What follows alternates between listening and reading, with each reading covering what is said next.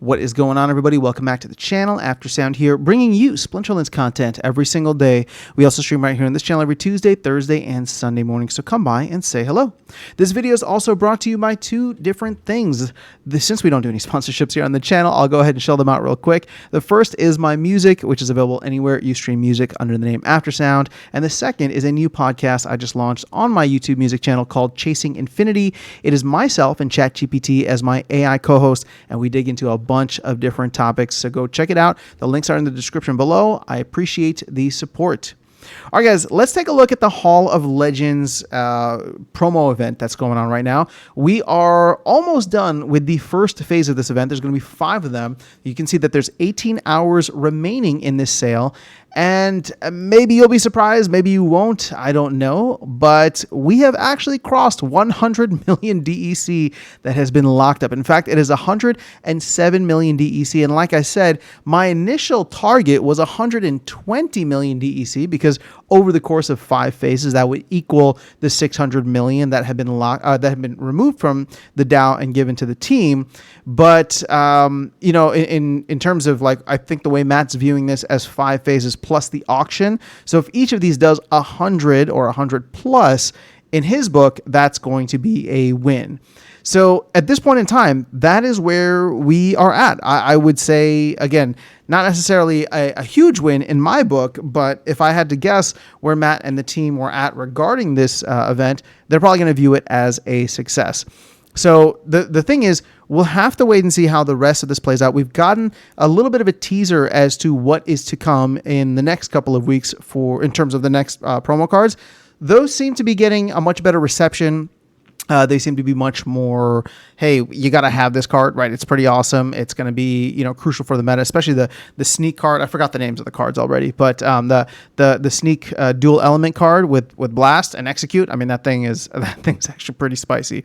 So, you know, looking forward to where we're at, I'm wondering if this may end up being the weakest of the phases, because as we go forward, you can see that there's a lot of folks that spent, you know, over 1 million DEC, over 500,000 DEC. I mean, if we go all the way down here to see who was willing to spend 500,000 DEC, this goes down to 65 places, right?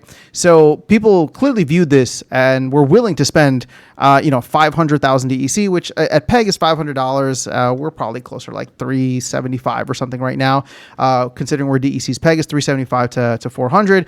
But either way, point being is that you have folks that participated in this. And my guess is that if they participated in this, there's probably a strong chance that they'll participate in the future ones, especially those near the top that might be fighting for any of the leaderboard spots. Now, the leaderboard is going to run for all 5 phases, and we don't even know what's going to come in phase 3, 4, and 5. But my guess is these are the folks that are willing to spend. These are the folks that are willing to buy. And I know people are always just like, oh, you know, the team's just putting out, you know, whatever, and nobody's buying this stuff. Well, you're wrong, right? Like, you're just objectively wrong. There are people here who still want to spend money.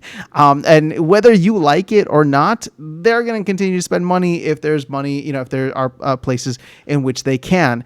And so, you know, there's a lot of names on here that are familiar, people that you know around the community, or just people that have been big spenders in the past.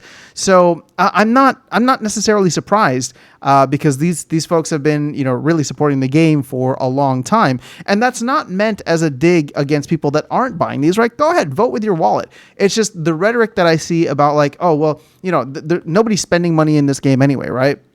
Who's going to come in? Like, the team's just like dying and whatever, blah, blah, blah, all that. Like, it's objectively false, right? Because you can see that there are folks that are willing to spend, that will probably continue to spend, knowing that this was a 5-phase event, knowing that there is also going to be some kind of auction promo event at some point in the future. So if we can take this, and let's actually hop on over to Splinter Cards just to see where we're at. I'll go to the homepage here. If we take that, right, 107 million, and kind of extrapolate that out. Again, all we're really doing is taking what had been given to the team and recirculating that back into the DAO, right? We're locking it back up in a way. So essentially, I don't necessarily look at that as like a huge success, I'll say in my book, mainly because when I think about it, I'm just like, well, it did create volume, right? It did create demand. And essentially all we did was recycle putting 600 million DEC out into the ecosystem and then put it back in. I made a video about this a while back, so I still back it, right? If all it did was extend the timeline and allow us to burn a lot more DEC with a lot of the other natural sinks that we have, and also create a little bit of demand on DEC, right? Because this came out before, the team, well, actually the team's already offloaded more than half of the 600 million.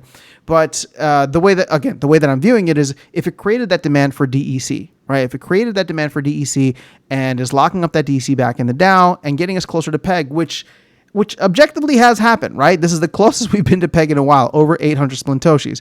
Now, you can say that maybe only a part of that or a portion of that was due to this promo card sale, but it's still a portion, right? It's still a significant portion, in my opinion, because this is one of the biggest things that's been out there.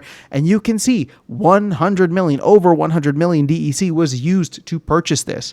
So yes, there are other areas in which we've seen massive DEC sinks come in to the mix over the past couple of months, or I will just say like the past month and a half or so, right? Some of the bigger ones being the unbinding first of the Chaos Legion Soulbound, and then recently the Rebellion Soulbound reward cards.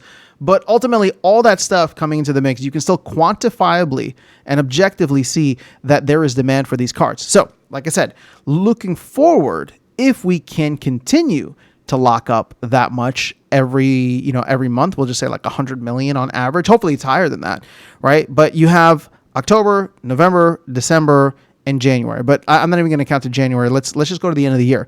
That's another 300 million that gets locked up in the DAO. That pushes the DAO to 1.6 million, 1.64 million. But keep in mind, there's also going to be the Rebellion sale towards the end of the year. And what I mean by that is the ending of the Rebellion sale. So I don't know how much is going to go into that compared to how much is going to go into the promo cards. But we're getting to a significant point here, and I think you're seeing the DEC price and value rising closer to PEG be the biggest indicator of that. Now, I say this a lot, and I will continue to say it. And I even did a video on like the bot farm that's holding like 45 million DEC worth, 47 million DEC worth. So there's always the chance that we see, as we get closer, a lot of dumping of DEC.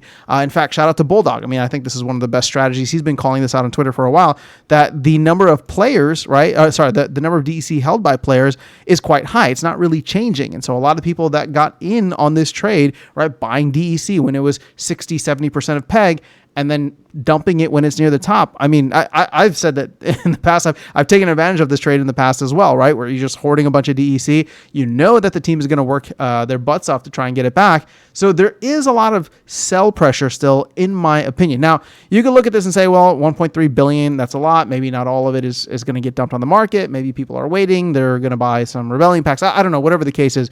But either way, we are making headway, right? We are making headway.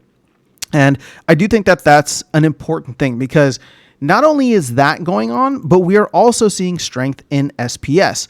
And that's, again, this is happening without the activation of the flywheel because we're not at PEG. It's happening on its own, probably just due to, pure speculation, as well as the market starting to creep up a little bit. But each of these things is fantastic, right? So even if they're happening independent of one another, it's still a very good thing, in my opinion, because as we move up, right? It's the energy trade that I'm looking at. And I know we're still a couple of cents away from that when it comes to SPS, but as people start to feel much more confidence in the ecosystem, as they start to feel their rewards are higher, right? SPS rewards, you may see people either go in on the promo cards, they may go in on Rebellion, whatever the case is. But if they're seeing that strength, the next 3 months could look very, very exciting when it comes to, just checking where DEC is at compared to Rebellion as well as the promo cards. So just wanted to cover that with you guys. Again, I wouldn't say that this is like a roaring success, but 107 million is also nothing to sniff at. It shows that there is demand here. It shows that there is an appetite for these cards. And if there's any indication, if it was any indication, I would say that, this is probably a good sign for the future of the Hall of Hall of Legends promo, right? Because at the end of the day, I think that the cards will probably only get better and more desirable if the biggest takeaway from the team was that maybe these cards weren't strong enough. So we'll see how the second one performs. Maybe I could be wrong. Maybe there'll be a bunch of people that decide that they don't want to participate, that they only need one, if not, or both of the cards. I'm already thinking that way, right? Like only one of them is like a must-have. Delia is cool. I love her from a lore perspective, but that 9 mana just is killer to me. So that's just kind of where my head is at. Let me know your thoughts in the comments below. Do you consider this a success? Do you consider it a failure?